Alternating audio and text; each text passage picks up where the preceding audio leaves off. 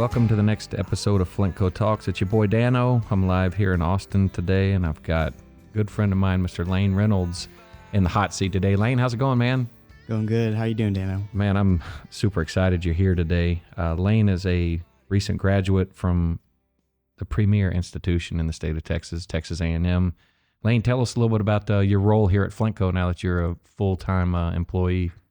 So I actually just started my role as a project engineer here at Flintco, and this is week 4 for me. Oh, yeah. So I'm just getting rolling on it and trying to pick up as many responsibilities as I can as I get going. Awesome. So we got Lane in the seat today for a particular reason, because he's new, and we wanted to talk to him a little bit about his internship experience and why he chose to come to work for Flintco full time. But before we do that, Lane, tell us a little bit about yourself.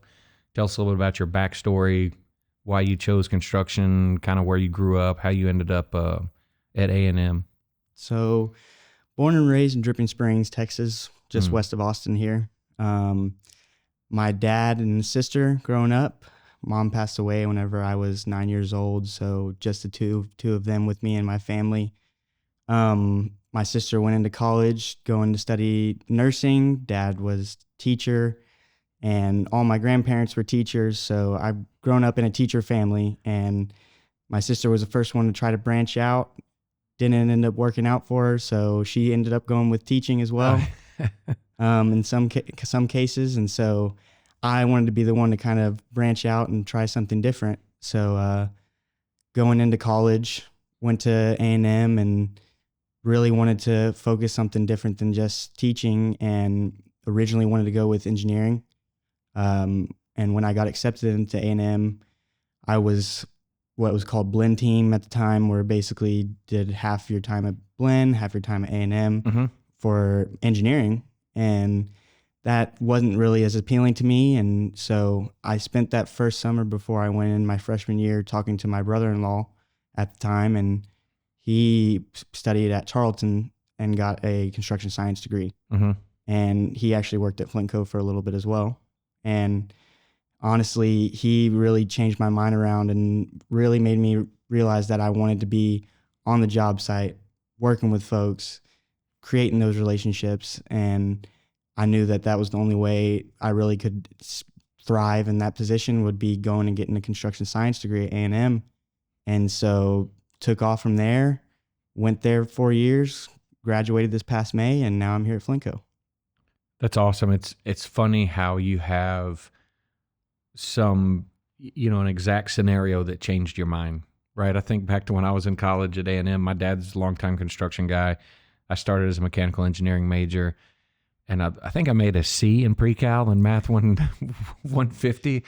And I came home the first semester, and my dad and I had that conversation. He's like, if you're going to be a mechanical engineer, you're going to have to take like at least 3 more calculus classes, and maybe it's time you look for something else. And, sitting back and looking around and evaluating what I had grown up doing, I realized, hey, construction, I'm really more of I thought engineering was construction, but it's really not, right? It's a totally different part and piece. It's definitely a desk job. It's definitely AutoCAD, and it's definitely, all the new softwares, 3D softwares, modeling softwares, that type stuff. So when you decided for construction, one of the biggest things at A&M in the coursework is the internship, right? And it's a semester-long internship requirement, and you really have a pick of probably 200 companies, right? The last career fair we went to in the spring, there was over 207 or 212 companies there. So of all the people that are there and the 170 kids looking for internships, how in the world did you ever pick Flintco?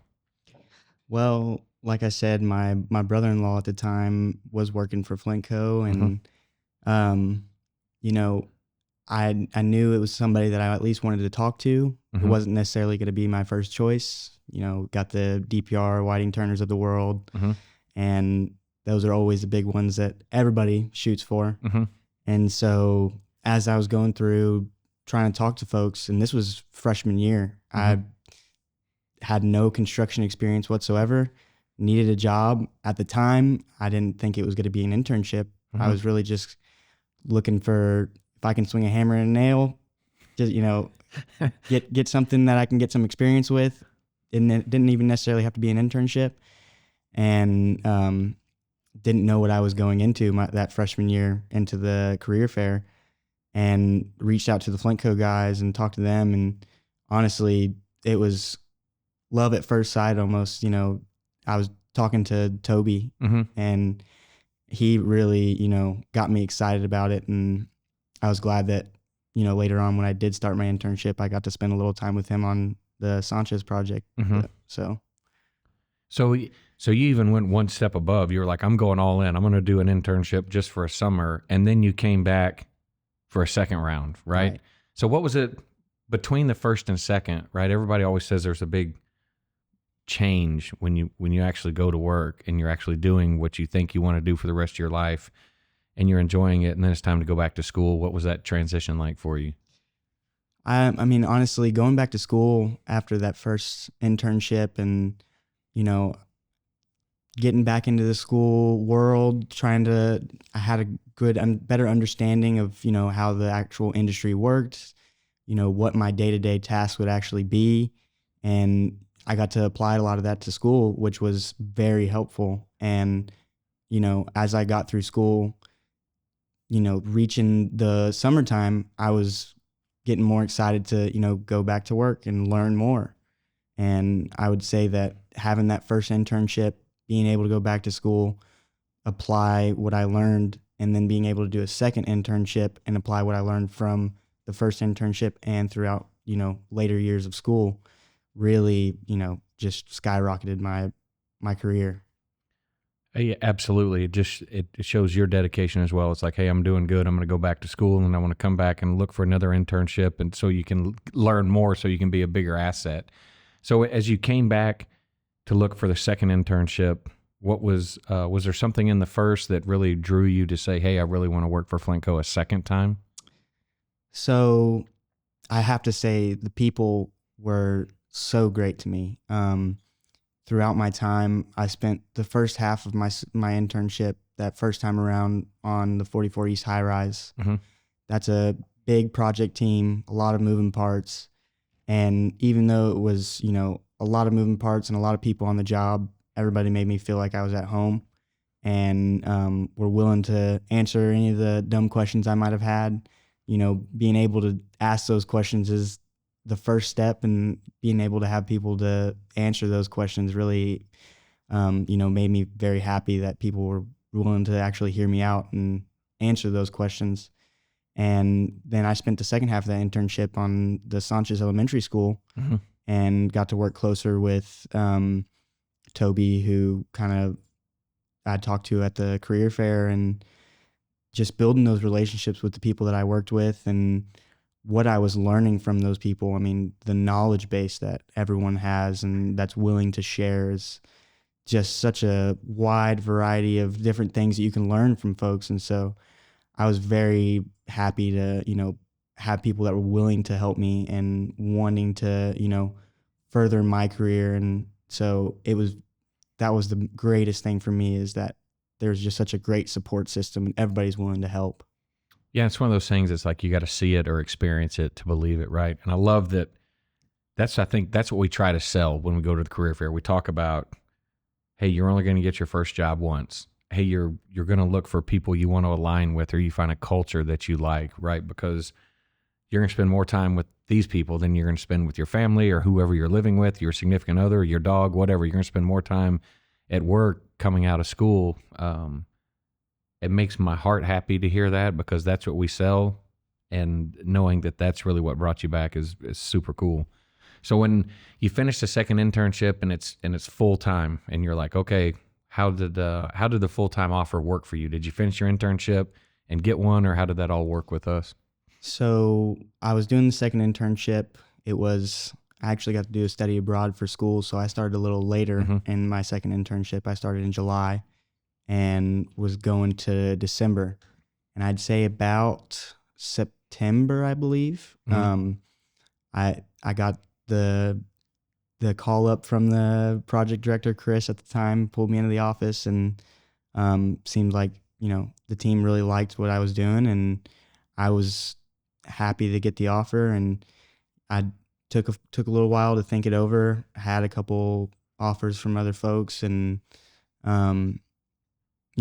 went after it. And I was very happy with it and what the opportunity gave me. And now that I'm full time, I'm enjoying every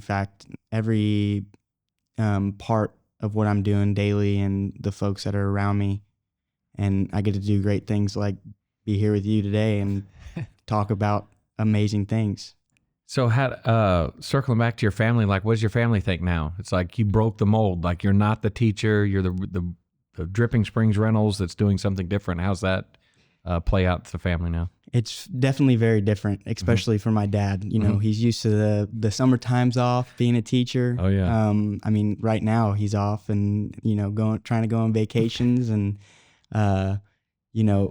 that's just the teacher lifestyle, and that's what he wanted to choose in his career. And I like that I can work throughout the year and keep a constant routine going, and he didn't necessarily understand that. Some folks are different that way. Yeah, absolutely. And everybody has been very happy that I've found something that I enjoy and that's different. And I knew that wasn't going to be a route for me to go as a teacher. And everybody's just very happy and also curious about, what the industry is like, what I'm learning, what I'm doing, because they don't have any sort of understanding of it. And so, I always love it because I get questions 24/7. Oh, what do you get to do? Who are you talking to? And right. What are you doing daily basis? And how do you build a building like that? Exactly. Yeah. Oh, that's awesome. So if you could give a piece of advice to a college student or an A&M student or any construction science student that's thinking about coming to work for Flintco, or even just trying to find a company that they align with, what kind of advice could you give them? So for one thing, I'd say whenever you're going to companies, I know some people think the money, some people think the culture. To me, it's all about the culture. And I really believe that no matter who you go to, if they have a culture that you align with and that really fits you as a person, you're going to enjoy going to work. You're going to enjoy working with the people that you're with. And like you said earlier, you're spending so much time with these folks that you're working with that, you don't want to be there dreading what you're doing every day. And so if you're going to talk to companies or if you're going to look for companies, try to figure out what the culture's like. Ask them if they do anything for the community, and really just see not necessarily what the construction life is like. It's what the actual companies, folks, and culture, outside of just construction are doing in the community or just for the culture of the company. And, to me, Flintco fit me perfectly. And, some folks just need to go out and find that. And I that's what I believe is the driving force for finding the company you'll really fit in with. Yeah, I would agree 110%. It's just finding somebody that aligns with what you think, and you have to be able to meet people that are like in your role, right? You can't hear that from who's selling that to you at the career fair. It's kind of like you got to follow up and do your homework with the people that are actually working there. So, something else I wanted to ask you was really, now that you're fresh out of all the A&M coursework and you've been through the construction science curriculum and you've interned with us twice and you've been here full time for nearly a month, like, what are some classes that you reflect back on from the construction science curriculum that you thought really prepared you well for this role here? So I know the go-to for every construction science student, and it's mine too, is Estimating 2 with Professor Bolt. That class is one of the type of classes that you go in, you learn a lot. You really dig into the plans, which I think helped me out a lot whenever I first started out, because being able to dig into the plans and really find what you need to know. And starting out, it's hard to look through plans. And that class, trying to put together an estimate, you got to dig. And so Professor Bolt was able to, have us really dig through the drawings, but also force us to kind of deal with the chaotic part of, I got to handle addendums and got to handle changes that might come in at 9 p.m. at night, or that Oh, some yeah. stuff is that happens in the real world and the bid day. And so it kind of helps you, I guess, hone back your anxiety, because he, kind of provides you with this is what the world's like, Mm-hmm. and this is your safe space, almost your sandbox to figure it out. Yeah. And so that class to me really helped me out, especially going into the industry and taking a step back, thinking about what I need to focus on, what's the highest priority, and really wade through the fog. And that class it's a fog that he creates for you to figure out. And so that's the biggest class that really helped me getting into the industry. That sounds like a great experience. I'm trying to think back to what my estimating experience was. It was more kind of scheduling, and it was more kind of quantity takeoff and stuff like that. Mm-hmm. And we probably put together some kind of estimate, but it didn't sound like it was that intense. It didn't sound like late night addendums and last minute changes and that kind of stuff. But having been in the business over 20 years now, that's totally true. That's Right. exactly right. That's real life experience. Any other classes or anything else that you think back on? So I definitely think the project controls class with Professor Fickle Mhm. and the safety 2 class with Safety Ann, two great classes that really helped me going into the industry. Project controls, you go through what you need to know as far as keeping the finances together, and really what steps you need to take to be successful on the job. One of the greatest things that I really enjoyed about that class is Professor Fickle's mindset behind it is, if you're good with your own finances, you're going to be good with the company's finances. Oh, that's a great idea. So at the beginning of the course, he had us read a couple books, and they were all about, how do you deal with your own personal finances. And he even runs you through, this is what you need to buy a house. This is what you need to buy a car. And, how do you deal with your own financial responsibilities so that you're financially responsible with the company's money. And so I really enjoyed that class, and it kind of gives you a better understanding of, okay, I'm actually dealing with finances that are, in high quantities. Got to focus on what's right. And if our productivity's down in one part, how can I pick it up somewhere else, and, how the budgets work. And so I really like that class because it kind of gives you a well-rounded idea of, this is what I'm going into, and it also helps you out personally. Mm-hmm. And with that, I also really enjoyed the Safety 2 class. You go in, you get your OSHA 30.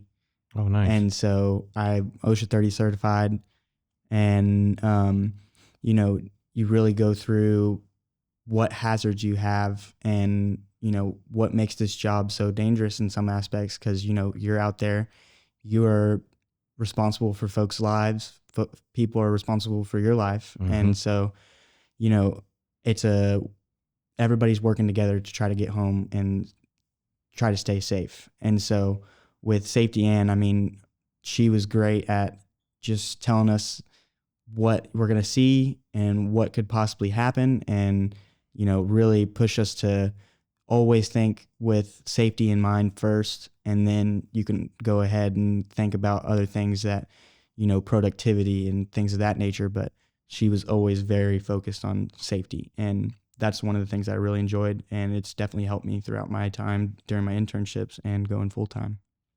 That's super cool. It's funny to hear you mention Professor Fickle, because I knew him as Mr. Larry. Larry hired me as I was coming out of A&M to go work for EB Construction in Fort Worth back in 2002. So he played an instrumental part in getting me into the industry. So it's really great to hear that Larry's continuing to shape and impact folks that are going to do great things in the industry. And the safety class, that's so awesome. I mean, the fact that you took that, the fact that you were a part of it, says a lot about just you, that you wanted to make an impact when you showed up, because safety is one of those things that's it's hard to teach, right? And when you get to the job site, like, we expect everybody to know something, and right, you're already ahead of the curve on that. Mm-hmm. So also understand that in the safety class that you showed you had Safety Ann show the Flintco shortcut video.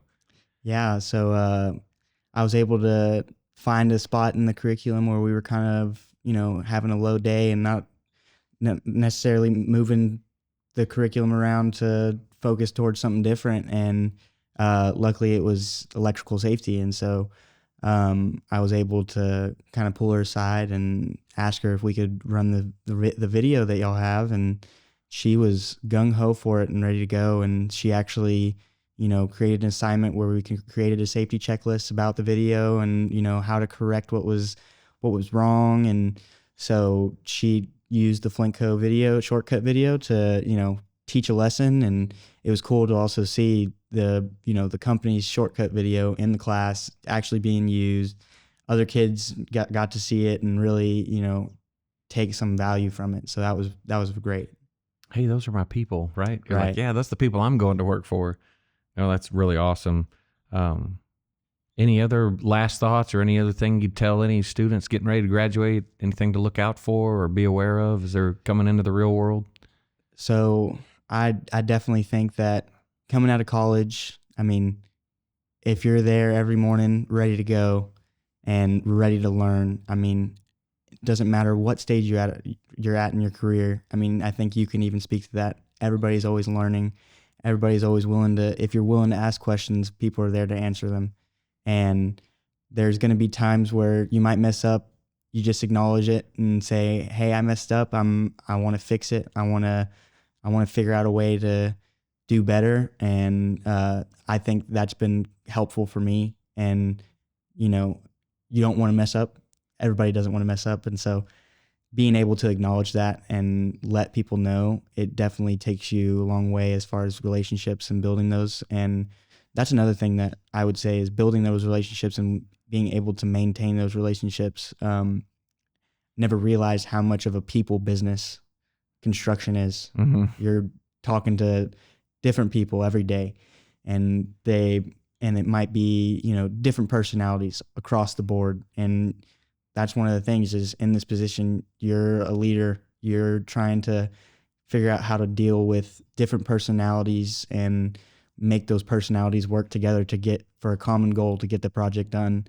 And so just, taking a step back and thinking about where you are and really just focusing on, I'm here to help folks and people are here to help me. Mm-hmm. And that's just the way that construction is and Flintco is, as far for me, is that, so many people have been helpful and I can be helpful to other folks as well. And so if you can just always push to try to be helpful and accept help, then you're going to be great in the career that you choose in construction. Yeah, absolutely. I would agree wholeheartedly. Be there every morning, ready to learn. Don't be afraid to ask questions, and really, like you said, have that reflective role for a little bit and just say, hey, look, this is a chance to learn, right? And what you might be doing isn't what you thought you would be doing, but at the same time, there's something that can be learned. So wise words from Mr. Lane Reynolds. Lane, it's been awesome having you on today. I appreciate you coming in. Appreciate what you're doing for us now and what you're going to do for us in the future. Thanks, Daniel. Thanks, and gig 'em. Gig 'em. It's been such a long